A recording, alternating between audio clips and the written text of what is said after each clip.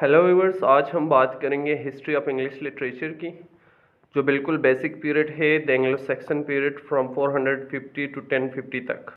English की सबसे पहली और फर्स्ट पोइट्री जो है वो बेवुल्फ है, जो एक ग्रेटेस्ट एपिक और हीरोइक पोएम है।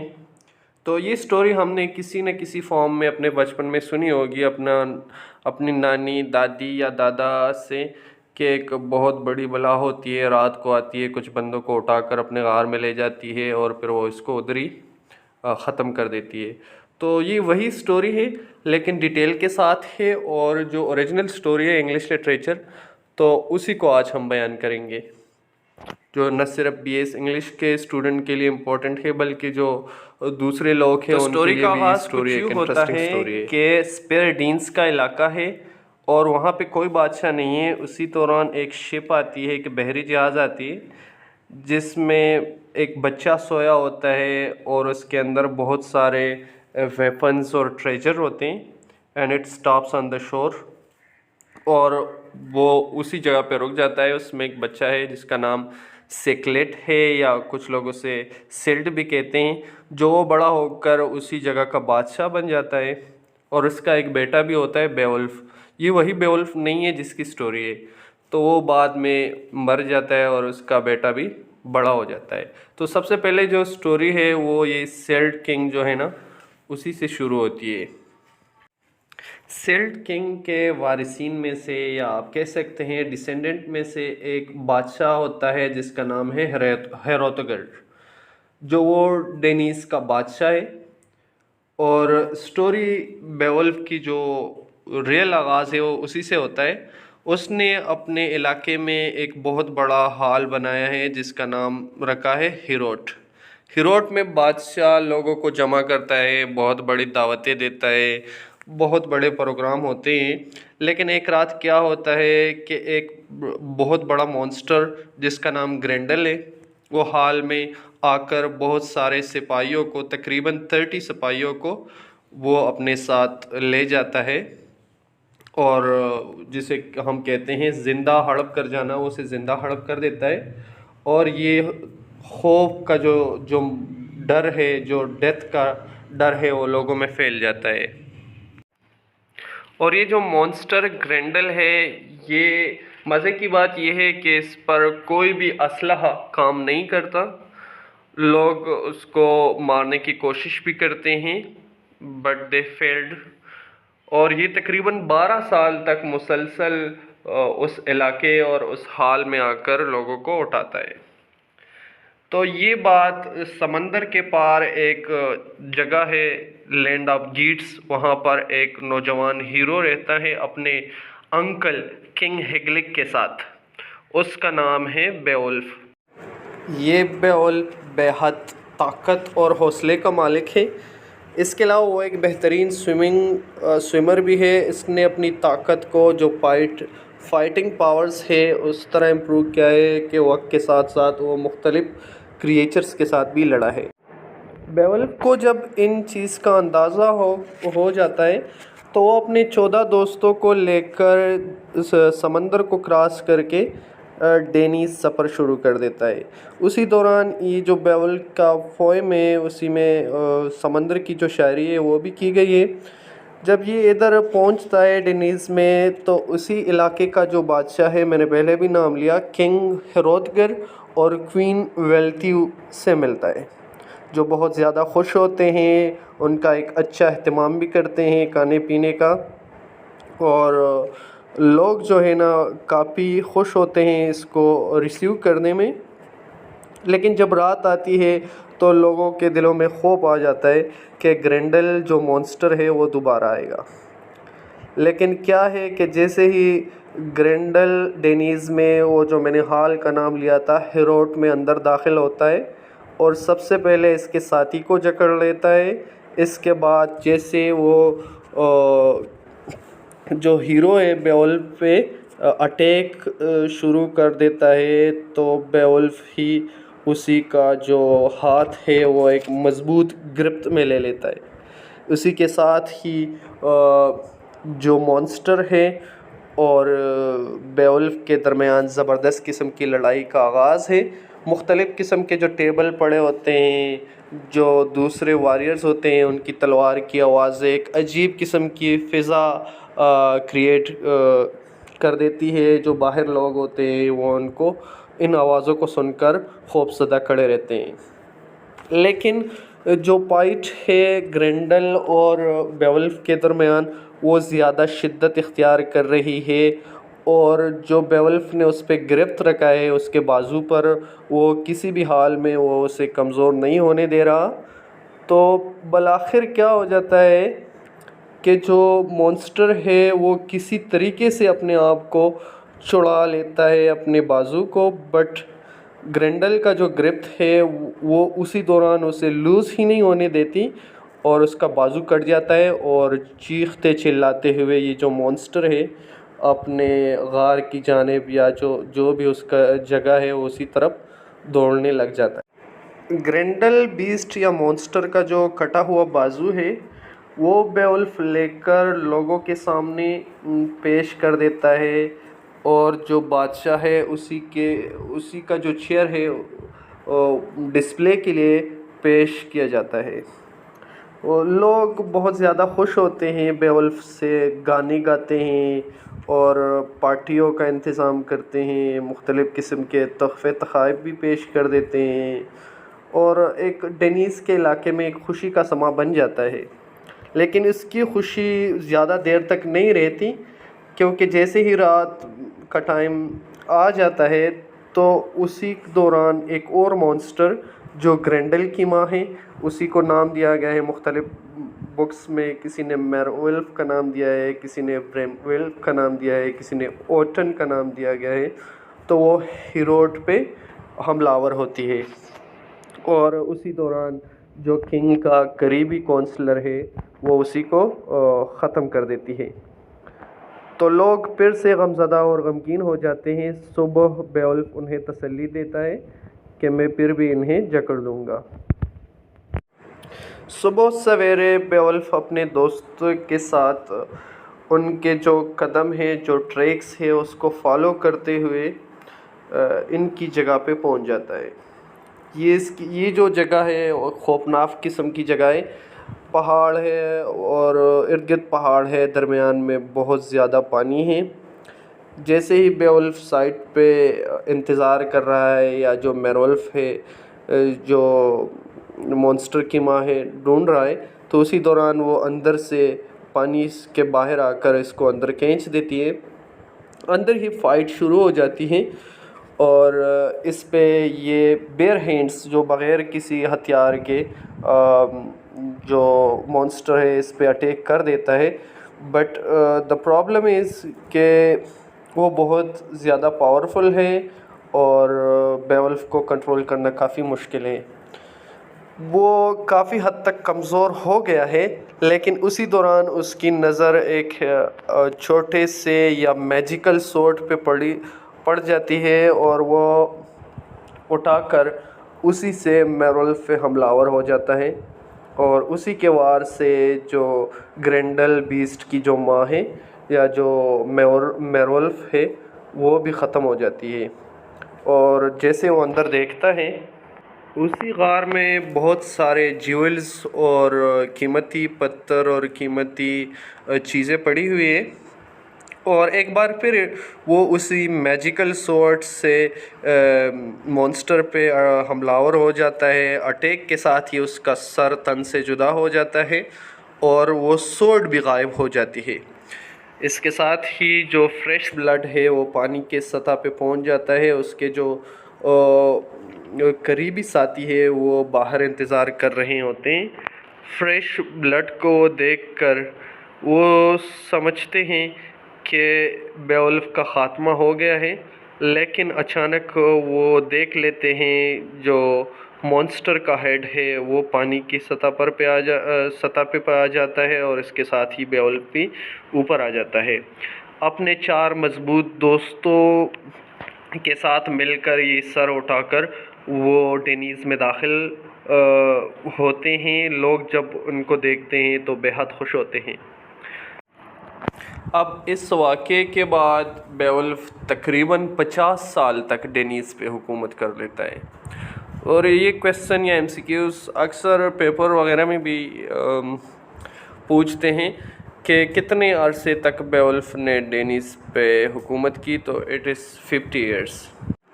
पोएम के आखिरी हिस्से में भी एक बेहतरीन फ़ाइट है और 50 साल के बाद बेवुल्फ काफ़ी बूढ़ा है, लेकिन और बहुत सारे दुश्मनों का मुकाबला भी कर चुका है। एक फायर ड्रैगन है जो एक बहुत बड़े ख़जाने पर, पहाड़ों में छुपे हुए ख़जाने पर पहरा दे रहा है, और एक दिन एक आवारा बंदा उधर पहुंच जाता है उसके गार में, और वहां से एक कीमती कप उठाकर अपने गांव आ जाता है।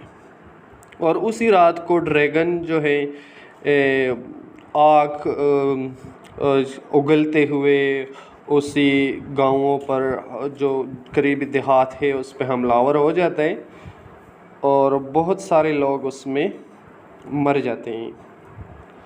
और उसी के मुकाबले के लिए बेवुल्फ अपने दोस्तों के हमराह एक बार फिर फ़ाइट के लिए उसके जो केव है वहाँ पर पहुँच जाता है।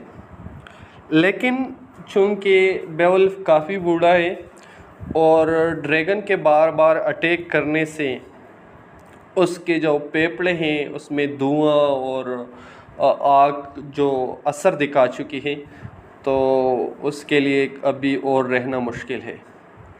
और उसी फ़ाइट के दौरान ही वो ड्रैगन को अपने दोस्तों की मदद से स्लेन कर देता है, वीकेंड से ख़त्म करता है। और उसका एक दोस्त है विगलेब लोगों को इन्फॉर्म कर देता है कि आपका जो हीरो है Beowulf, he is on the death bed. फिर वो जो है अपने दोस्त विगलेब को ड्रैगन के क्यों में बेचता है, और जब वो देखता है तो वह बहुत सारे ख़जाने और ज्वेल्स पड़े हुए हैं जो उनकी कीमत, जो उनकी ज़िंदगियों को रोशन कर सकती है। लेकिन विगलेब वो सारी कीमती तख़ाइफ अपने हाथों में उठाकर अपने चीप के पैरों में फेंक देता है कि ये इसकी हमारे सामने कोई कीमत नहीं है, और हमारे सबसे कीमती असासा तो हमारा जो चीप है वो बेवुल्फ है। तो यही बेवुल्फ की एक बेहतरीन किस्म की स्टोरी थी जो मैंने आप लोगों को सुनाई। इसी से जो इंग्लिश लिटरेचर का बुनियाद है वो उसी से स्टार्ट होता है। ड्रैगन की जो फ़ाइट थी वो बेवुल्फ की ज़िंदगी की आखिरी फ़ाइट थी, और उसी के साथ ही वो ख़ुद भी मर जाते हैं। तो ये बेवुल्फ की जो स्टोरी है इंग्लिश लिटरेचर में मुख्तलिफ़ तरीक़ों से इसको इंटरप्रेट किया गया है, मुख्तलिफ़ बुक्स इस पे लिखे गए हैं। किसी ने उसको कलेक्शन ऑफ स्टोरीज़ कहा, किसी ने उसे कहा कि ने 3 ड्रैगन्स के साथ वो लड़ा है, और मुख्तलिफ़ मीनिंग्स इसकी निकाली गई हैं। और किसी ने कहा कि नॉर्दर्न में एक ऐसे 520 में एक चीफ थे जो वो हमलावर होते थे इलाकों पर, तो उसी के साथ भी उसको मुतरादिफ़ किया जा रहा है। तो मुख्तलिफ़ इंटरप्रिटेशन की गई है।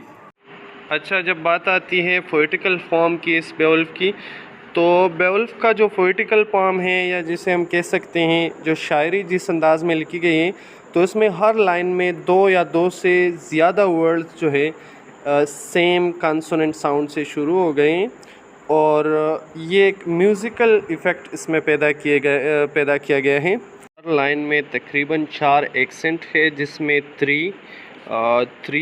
3 में से 2 पहले हाफ में और 1 सेकंड हाफ में है, और ये आमतौर पर सेम साउंड और या सेम लेटर से शुरू होते हैं, जो एक म्यूज़िकल इफ़ेक्ट इस पूरी पोइट्री में शो कर देता है।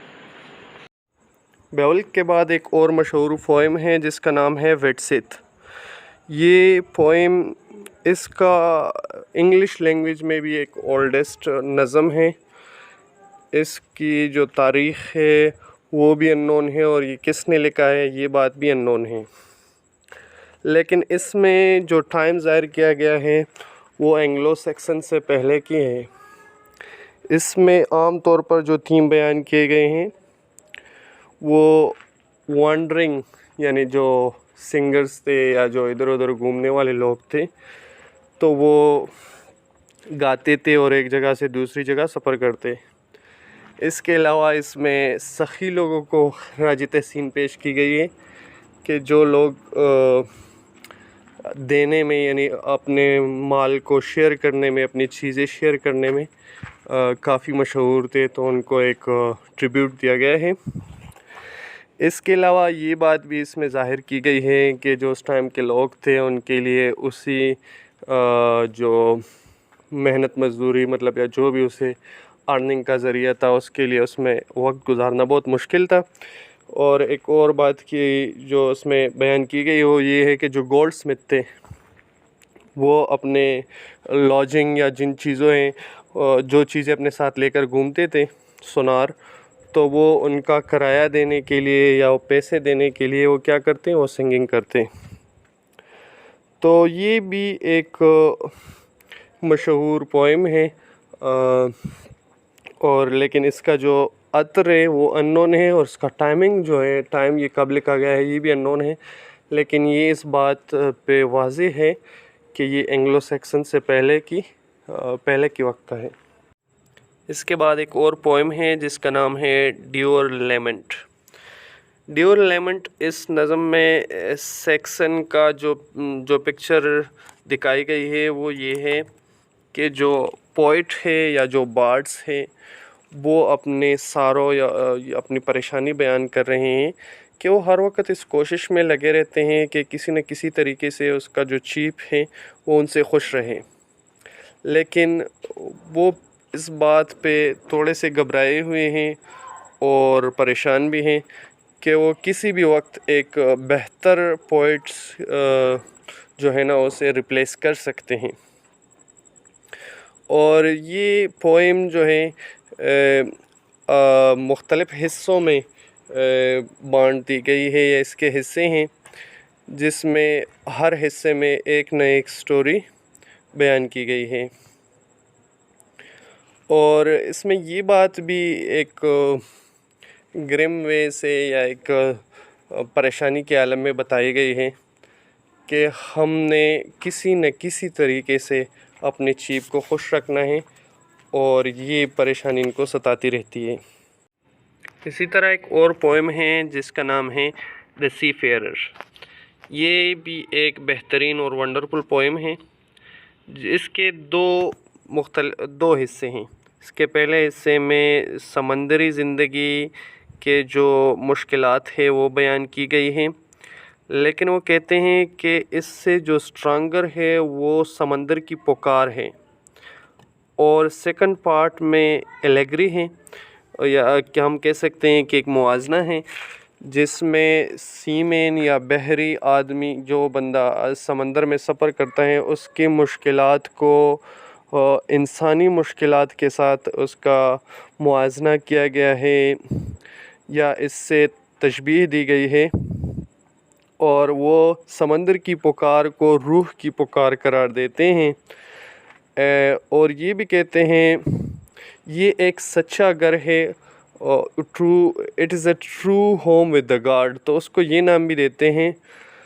और इसके बारे में मुख्तलिफ़ राय है कि ये किसी मॉन्क ने लिखा है या किसी ऐसे बंदे ने लिखा है जो बहरी सफ़र करना उसका बहुत ज़्यादा शौक़ था। तो द सी फेरर का जो नज़म है उसके दो हिस्से, पहले हिस्से में उसके हार्डशिप बयान की गई हैं लेकिन फिर भी ये कहते हैं कि जो कॉल ऑफ सी है वो ज़्यादा माने रखता है रादर देन द हार्डशिप। और दूसरे में जो सी के मुश्किलात है उसे आम आदमी की ज़िंदगी के साथ उसकी तशबीह दी गई है। दो और भी ऐसे पोएम हैं जो मेंशन करने के काबिल है। इसमें है एक द फाइट एट फिंसबर्ग और दूसरा है वाल्डर। ये जो पहला वाला पोएम है द फाइट एट फिंसबर्ग ये टोटल 50 लाइनों पर मुश्तमिल है और इसको एक लकड़ी के टुकड़े पे या जो एक बुक है उसका नाम है होमिलीज, उस बुक का कवर था लकड़ी से बना हुआ था, ये उसी पे लिखा गया था। और ये एक ज़बरदस्त वार सॉन्ग है, जंग के बारे में लिखी गई एक सॉन्ग है और ये हमें दो वॉरियर्स हैं या दो लीडर्स हैं। एक का नाम नेफ है, यहाँ नेफ है, और दूसरे का नाम फिन है। नेप अपने 60 यानी 60 वॉरियर्स के साथ सोया होता है एक हॉल में, और उसी दौरान रात की तारीकी में फिन और उसकी आर्मी मिडनाइट को उसका ये जो आदमी सो रहे होते हैं उनको घेरा डालते हैं, और ये अंदर दाखिल होते हैं आग के साथ और तलवारों के साथ। और उसी दौरान नेप जाग उठता है और अपने दोस्तों को या अपने वॉरियर्स को भी जगाता है, और ये एक जंग की बगल बजाते हैं। ये जंग जो है तकरीबन 5 दिन तक चलती है। लेकिन इस टुकड़े में, शायरी के इस टुकड़े में, हमें ये बात पता नहीं लगती कि इसका क्या हुआ, इसका आउटकम क्या निकला है, क्योंकि ये जल्दी ख़त्म हो जाती है। It is just 50 lines. और ये जो स्टोरी है, जो मैंने इससे पहले स्टोरी बयान की ग्रेंडल बीस्ट वाली, और बेवुल्फ ने किस तरह ग्रेंडल को ख़त्म किया, तो जिस टाइम बेवुल्फ ने ग्रेंडल को ख़त्म किया उसके बाद जो दावत रखी गई, जो खुशियाँ मनाई गई हेरोतगढ़ में, तो उसी के जो सिंगर्स थे तो वो इसी नज़म के बारे में इस गाने गा रहे थे या वो इसको याद कर रहे थे। तो इसका मेंशन है, उन्होंने किया था।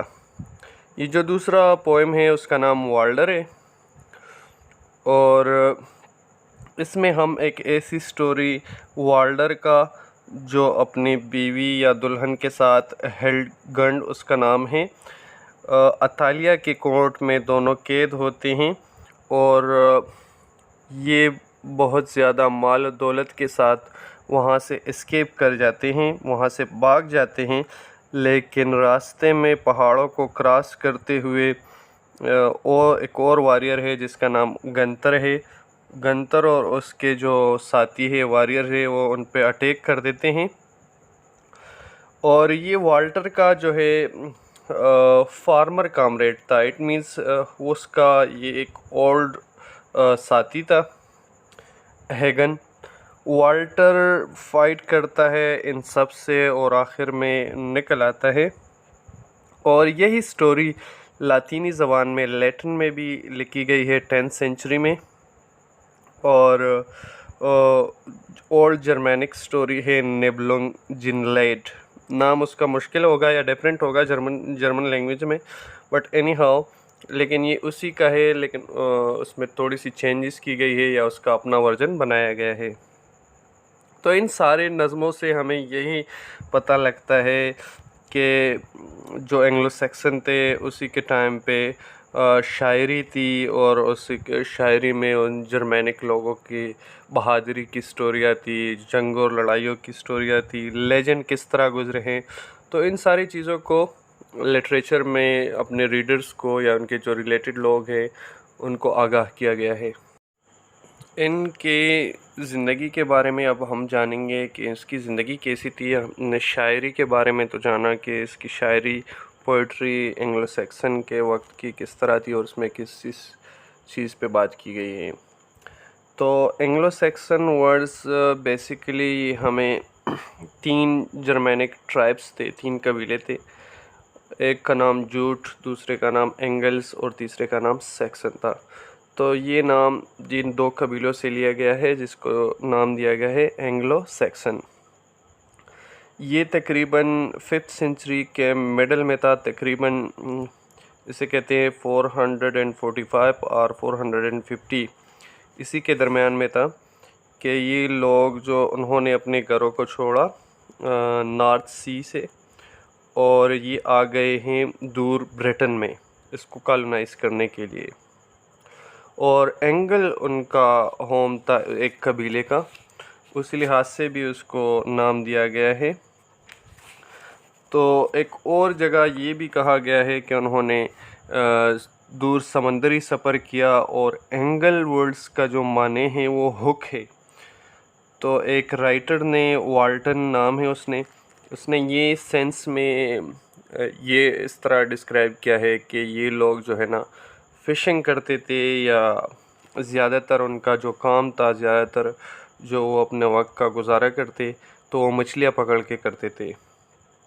लेकिन फिर भी इस तरह है कि ये लोग आए और एक दूसरे एक पेनिनसुला है जिसका नाम जूटलैंड है, उसी पे आबाद हो गए।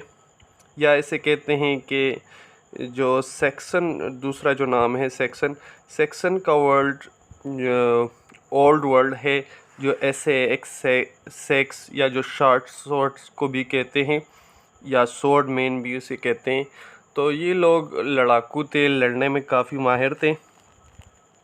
तो उसी लिहाज से इसको जज किया गया है कि ये ज़्यादा वसीले और हार्ड फाइटर थे, तो दूसरे कबीले को नाम दिया गया था सेक्सन।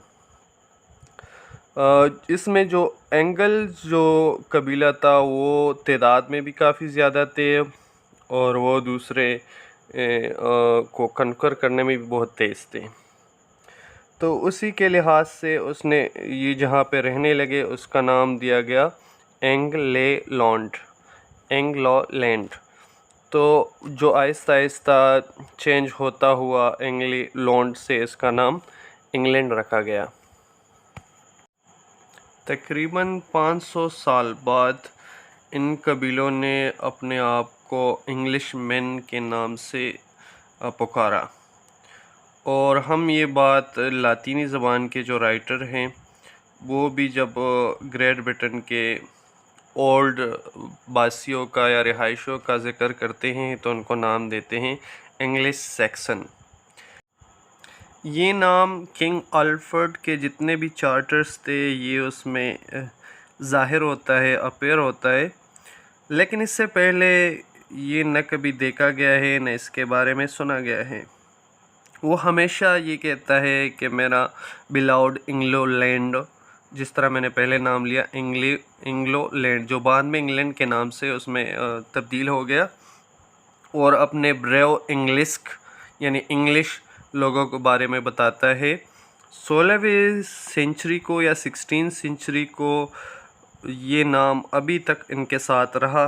जो इवन नए लोग भी थे उनका जो यूनियन हो गया सेक्सन और नॉर्मन का, तो उन्होंने एक टर्म काइन किया, एक नाम काइन किया जिसका नाम दिया Anglo Saxon was the first use in the national sense by the scholar Camden.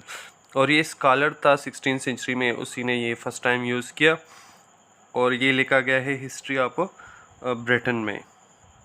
और तब से ये नाम जो है एक जर्नली सिग्निफिकेंटली यूज़ हो रहा है।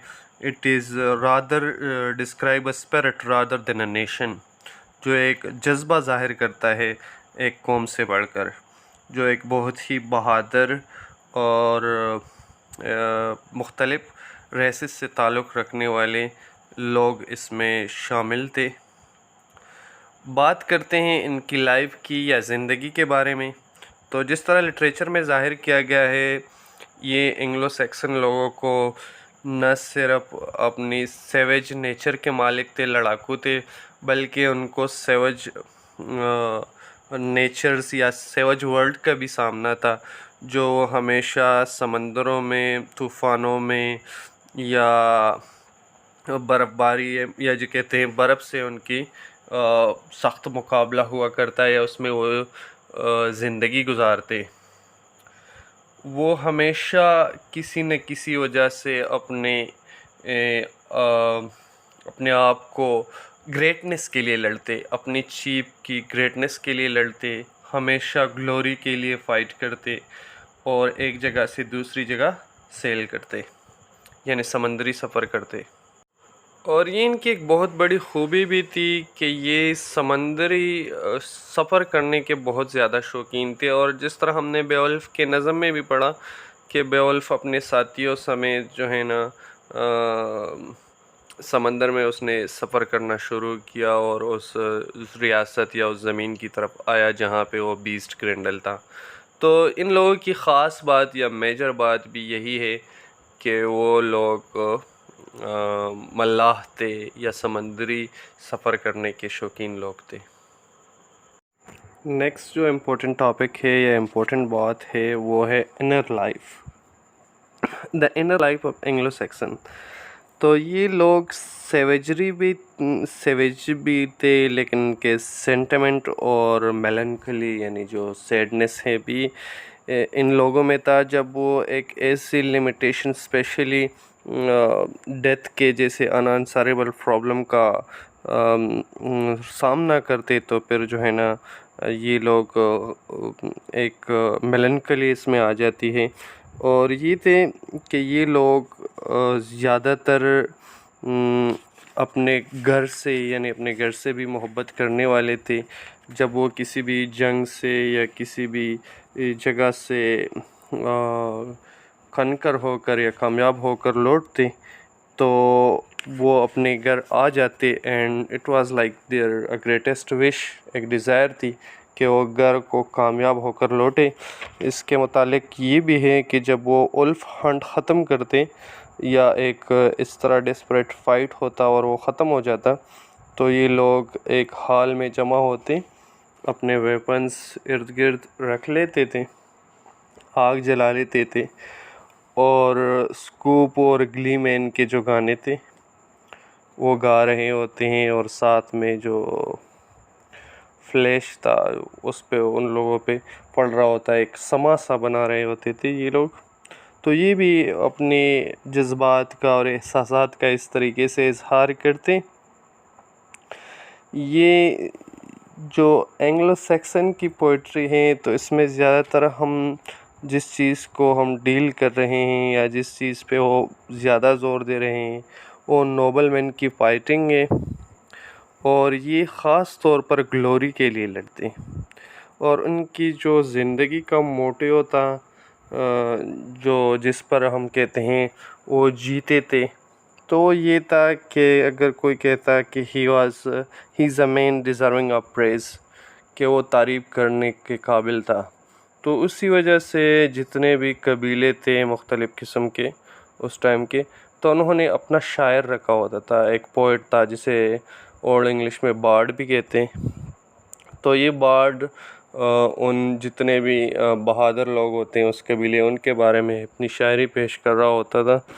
तो ये इनके लिए एक बहुत बड़ी एक किस्म की प्रेस थी या एक किस्म की मोटिवेशन थी को एक ऐसी लाइफ जिए जो वो काबिल तारीफ़ हो या इसकी प्रेस की जा सके।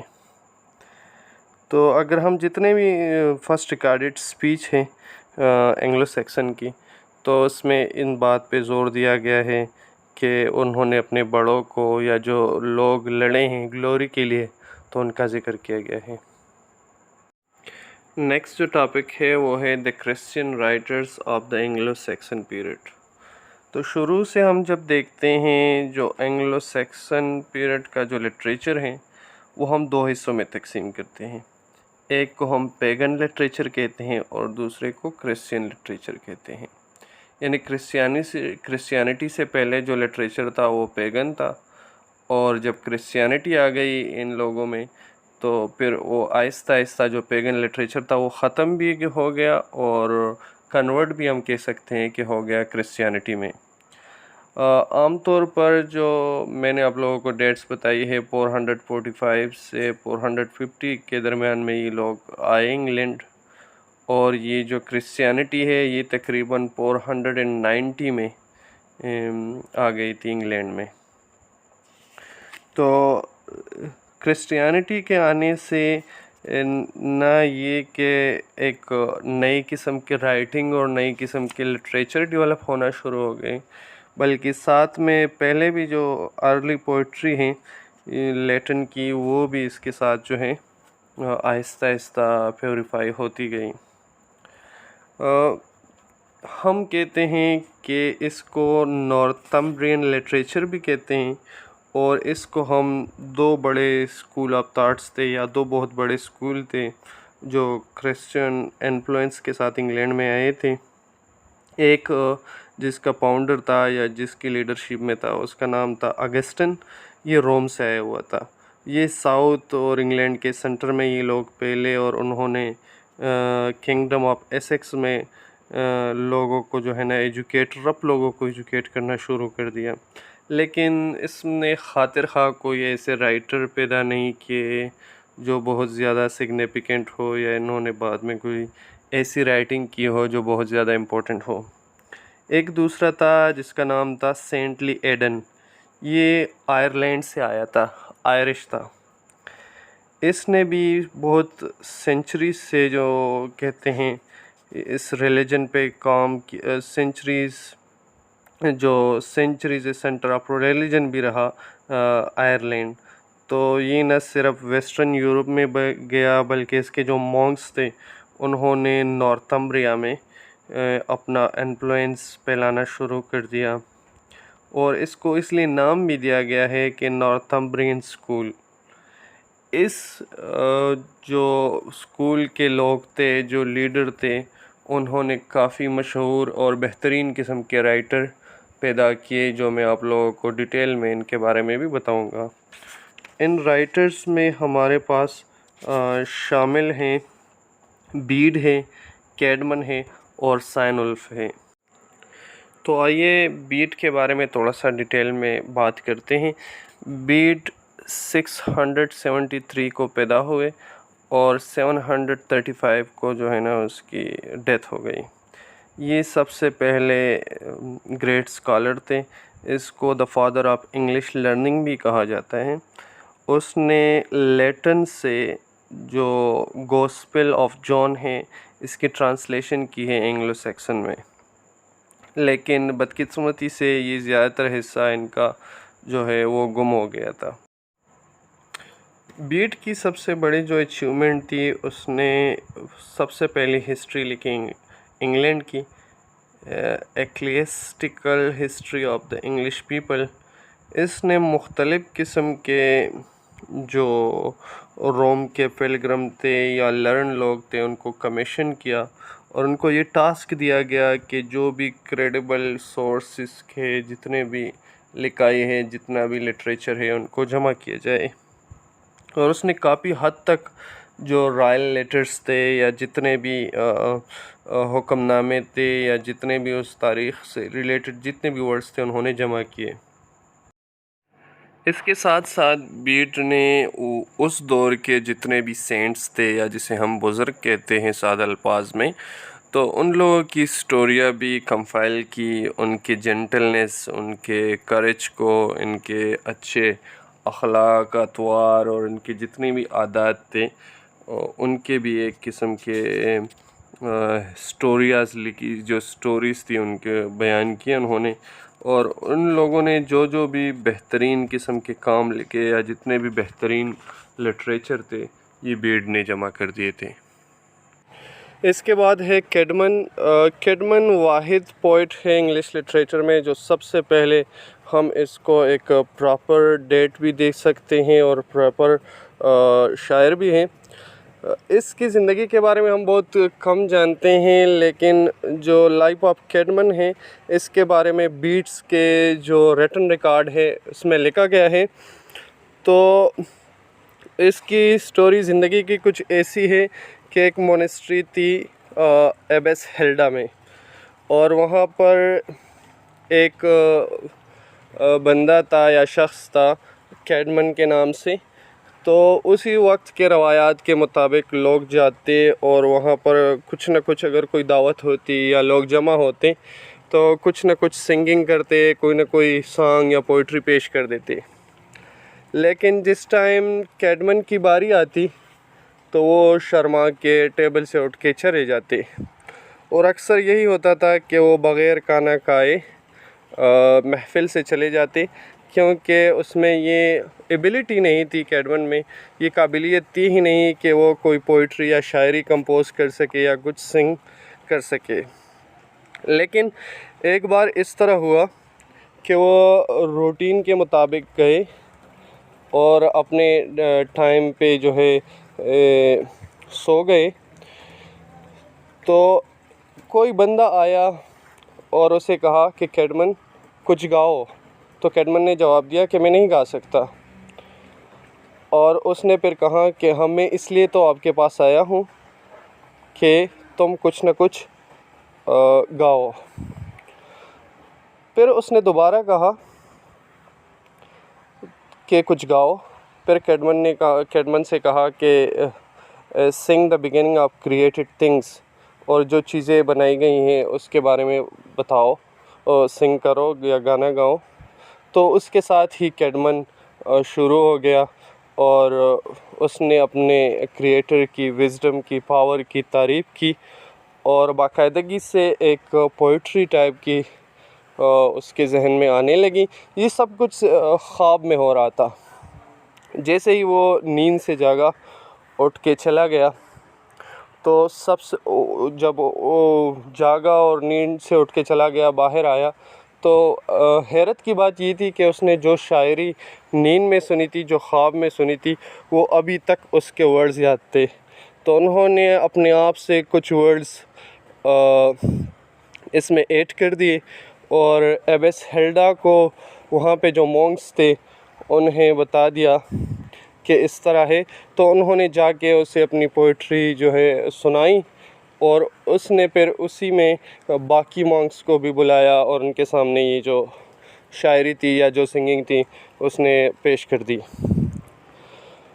उसको टेस्ट करने के लिए कि क्या ये जो पोइट्री कर सकता है या उसने वैसे ही कहीं से तैयार करके लाया है, तो उसने क्या किया कि उसके लैटिन का एक स्क्रिप्चर दिया और उसे कहा कि ये पोइट्री में चेंज करो। तो दूसरे दिन उसने बाकायदगी से वो चेंज कर दिया था और इसके बाद हेल्डा में उसे प्रॉपरली उसके ख़ानदान समेत मोनेस्ट्री में उसे रिसीव कर दिया गया।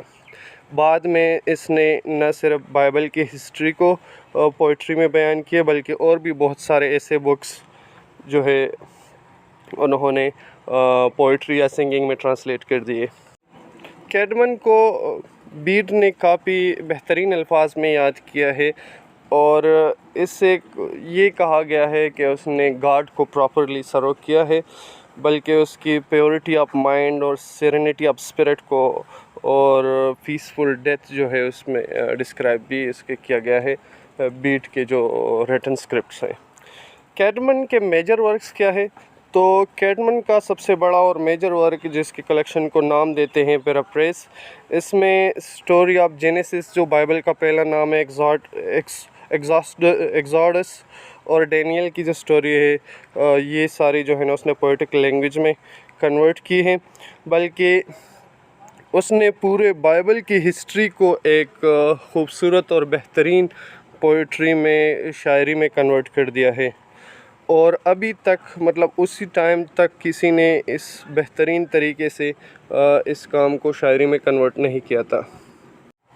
इवन 17वीं सेंचुरी तक ये एंग्लो सैक्सन पैराफ्रेज जो है कैडमन के नाम से मंसूब किए गए हैं।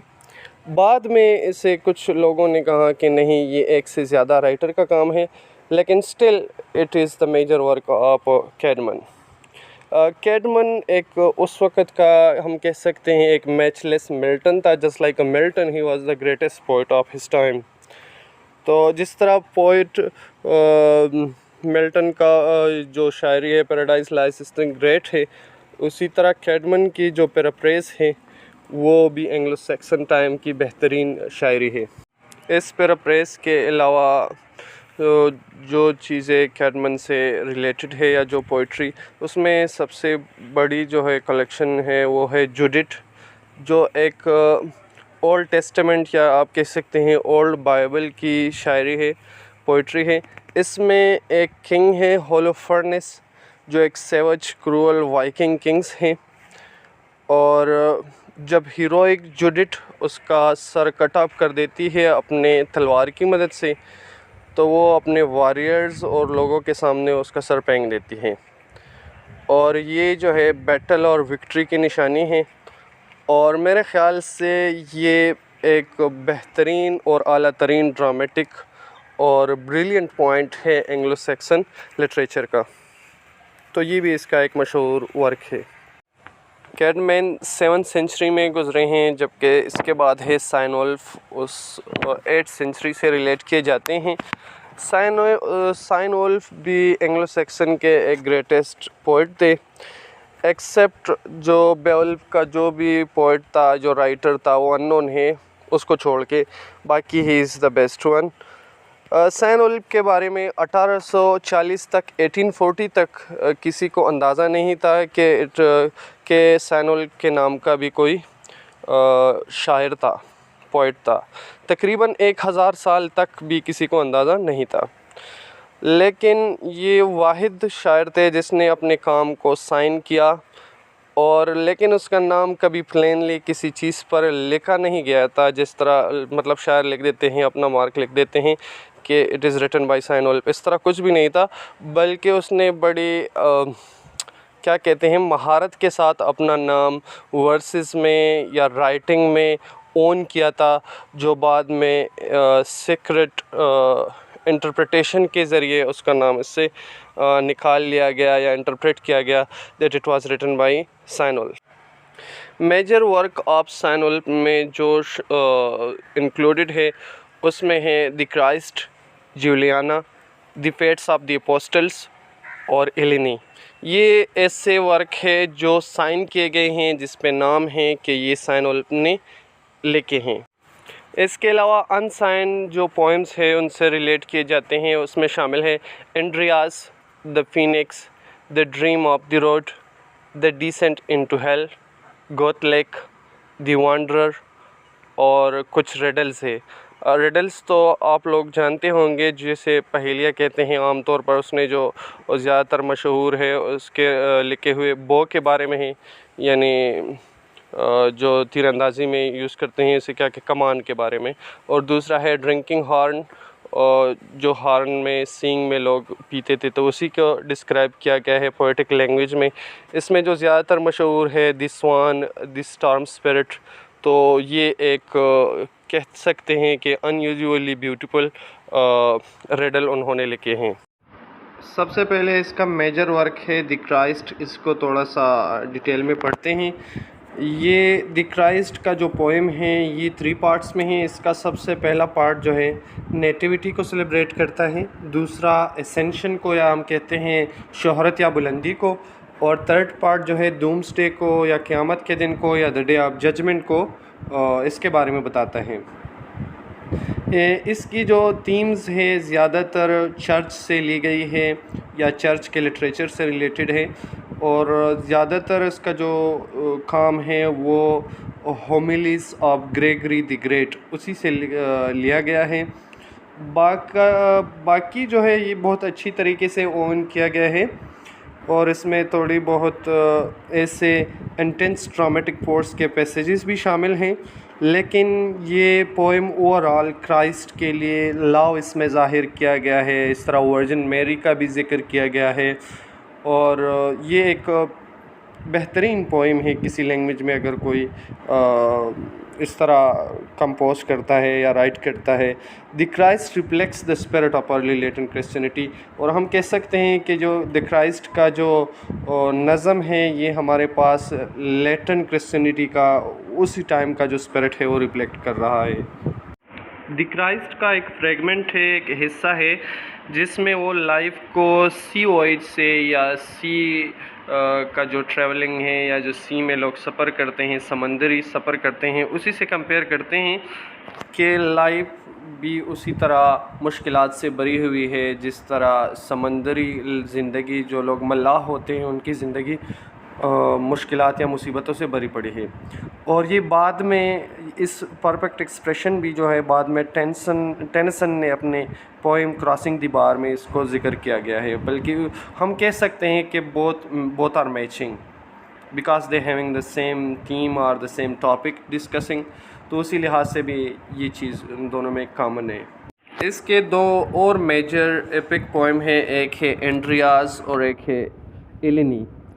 तो एलिनी में इसमें एक बहुत इंटरेस्टिंग किस्म की स्टोरी है। ये एक अनसाइन पोएम है, सेंट एंड्रयू की स्टोरी है जो अपने दोस्त को का दोस्त या कामरेड को सेंट मैथ्यू को कैनिबल से रिस्क्यू करने जाता है, लेकिन रिस्क्यू करने के लिए उसे समंदर क्रॉस करना पड़ रहा है। तो उसके साथ एक यंग क्या कहते हैं बोटमैन भी है जो कश्ती चला रहा है, और बाद में वो ये बोटमैन या जो कश्ती चलाने वाला बंदा है वो क्राइस्ट निकल आता है।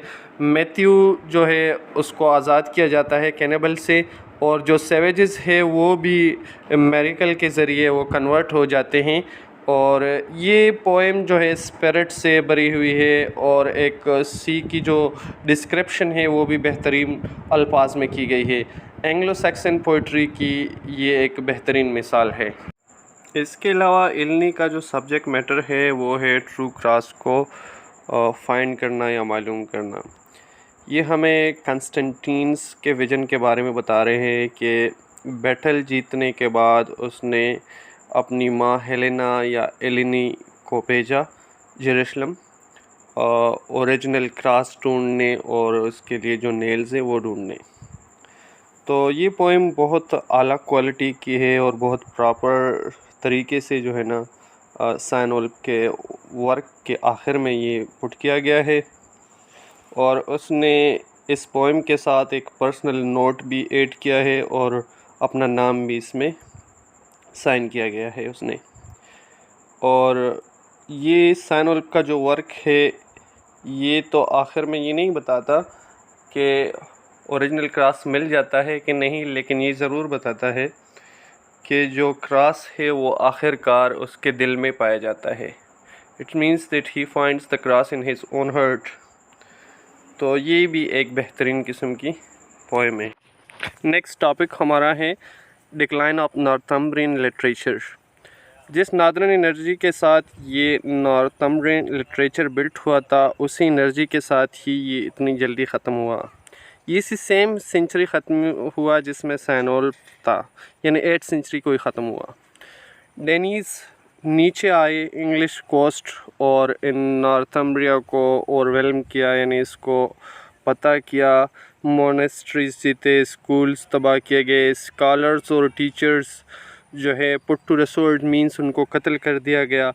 एंड लाइब्रेरीज़ को लीप बाय लीप मीन्स जो है ना हर जितने मुश्किल से उन्हें जमा किया गया था उतने ही आसानी के साथ इन तमाम लाइब्रेरी को ज़ाया किया गया।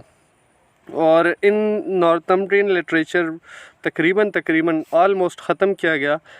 इसमें एक्सेप्शन फ्यू फ्रेगमेंट्स या कुछ हिस्से रह गए थे, और वो भी ज़्यादातर जो जिस वेस्ट सेक्शन के डायलेक्ट में ये ट्रांसलेटेड थे।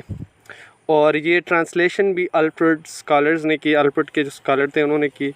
किंग अल्फ्रेड ने इनको फिर पीछे ड्रिवन बैक किया या इनको शिकस्त दी इस डेनीज़ को, और कुछ हद तक इनके सिविलाइजेशन को दोबारा प्रिजर्व किया और ये वापस विन किया गया। लेकिन इसी के साथ ही नॉर्थम्ब्रिया का जो पोएटिक पीरियड था एंग्लो सैक्सन लिटरेचर का, उसका ख़ात्मा हुआ।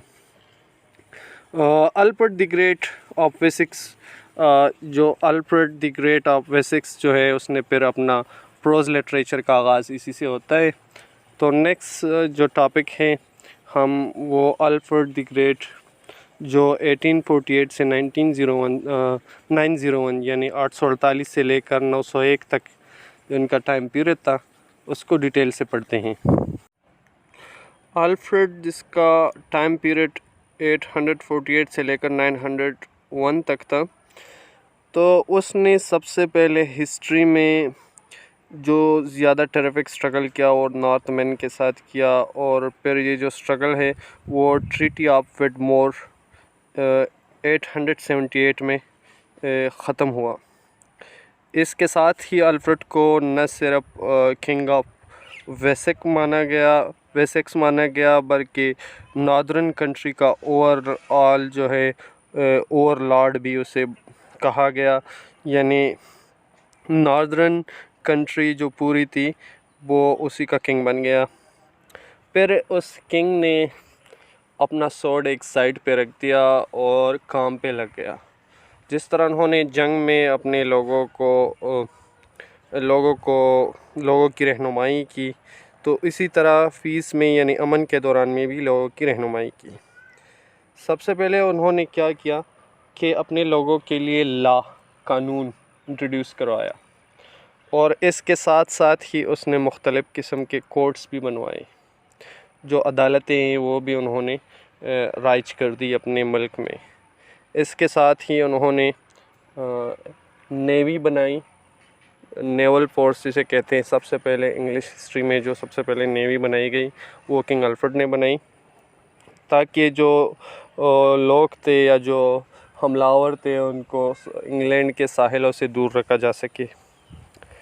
इसके अलावा उसने जो जितने भी स्कॉलर्स थे या टीचर थे उन्हें यूरोप भेजा ताकि वो कुछ सीख कर आए, और फिर उन्होंने जो अपने इलाके या मुल्क में जो स्कूल और एजुकेशन इंस्टीट्यूट काम किए उसी में उन सबको सेटल करवाया। उस टाइम तमाम एजुकेशन जो थी वो लैटिन लैंग्वेज में थी, तो उन्होंने तमाम फ्री इंग्लिश मैन को इस काम पे, इस टास्क पे लगाया कि जितना भी लैटिन वर्क है उसे इंग्लिश में ट्रांसलेट किया जाए। इसके अलावा जो भी गरीब स्कॉलर था उसी के दरबार में, उसी के यहाँ उनके लिए वजीफ़ा मुकर्रर किया गया और उसे एक ख़ास काम पे लगाया गया। जितना भी काम था वो ज़्यादातर नॉर्थम्ब्रिया लिटरेचर से रिलेटेड, उसके जो थोड़े बहुत जो फ्यू फ्रेगमेंट्स रह गए थे उनको भी वेस्ट सेक्सन डायलेक्ट में ट्रांसलेट किया गया। सिर्फ माँ सिवाय कैडमंस के जो हाइम हैं उसको जो है ना हमें मुश्किल से एक पत्ता या पेज वगैरह जो है मिल सका। उसी दौर में जब लोग मिलिट्री हानर के लिए भाग दौड़ करते थे और लड़ाइयाँ लड़ते थे, तो उसी दौरान अल्फ्रेड एक चीप ट्रांसलेटर के तौर पर उभरा, और उसने मोस्टली, मैंने पहले भी जिक्र किया, लैटिन को ट्रांसलेट कर दिया। लेकिन उसके जो मेजर वर्क है उसमें ये चीज़ें शामिल हैं। 4 मेजर ट्रांसलेशन। एक है Orosius universal history and geography, ये इनका एक लीडिंग वर्क था। जो सेवरल सेंचुरीज़ की हिस्ट्री थी उसको ट्रांसलेट किया गया। दूसरा है बीट्स हिस्ट्री, जो इंग्लिश स्टाइल पे लिखी गई एक बेहतरीन हिस्टोरिकल वर्क था। पॉप ग्रेगरी शेपर्ड बुक, ये स्पेशली क्लर्जी के लिए ट्रांसलेट किया गया। और चौथा जो मेजर वर्क था उसका बोथियस कंसोलेशन ऑफ फिलॉसफी, और एक फेवरेट फिलोसॉफिकल वर्क है मिडल एजेस का। तो ये मेजर काम है किंग अल्फ्रेड के जो उन्होंने ट्रांसलेट किए, और बाद में जो इंग्लिश लोगों की लिटरेचर की बुनियाद बनी ये चीज़ें। ट्रांसलेशन से बढ़कर अल्फ्रेड का जो इम्पोर्टेंट वर्क था वो था द सेक्सन क्रॉनिकल या इंग्लिश क्रॉनिकल। इसमें सारे जितने भी इम्पोर्टेंट बर्थ है, डेट है वेस्ट सेक्सन किंगडम के, वो इसमें डिटेल से बयान किए गए। सीज़र कन्क्वेस्ट से लेकर जब उसने ओल्डेस्ट हिस्ट्री से लेकर अपने दौर तक जो अल्फ्रेड की अपनी रेन से the record of Alfred rain, उसमें अपने आप की जो उन्होंने दौर हुकूमत की उसमें भी पूरे डिटेल के साथ लिखी गई है। इवन अल्फ्रेड के डेथ के बाद भी ये कंटिन्यू रही, और ये तकरीबन इंग्लिश लैंग्वेज में सबसे पहले इम्पोर्टेंट रिकॉर्ड कीपिंग बुक है। और ये इंग्लिश क्रॉनिकल या section Chronicle even Norman conquest के तकरीबन 1 सेंचुरी बाद यानी 100 साल तक भी ये स्टार्ट था, कंटिन्यू था, जो इसने हमें इंग्लिश लैंग्वेज के मुख्तलिफ डेवलपमेंट्स भी बयान किए गए और साथ साथ में उसकी हिस्ट्री भी डिटेल में दी गई। तो ये सबसे मेजर और बहुत बड़ा वर्क था किंग अल्फ्रेड का। आखिरी टॉपिक है जो हम कह सकते हैं closing of the Anglo section period.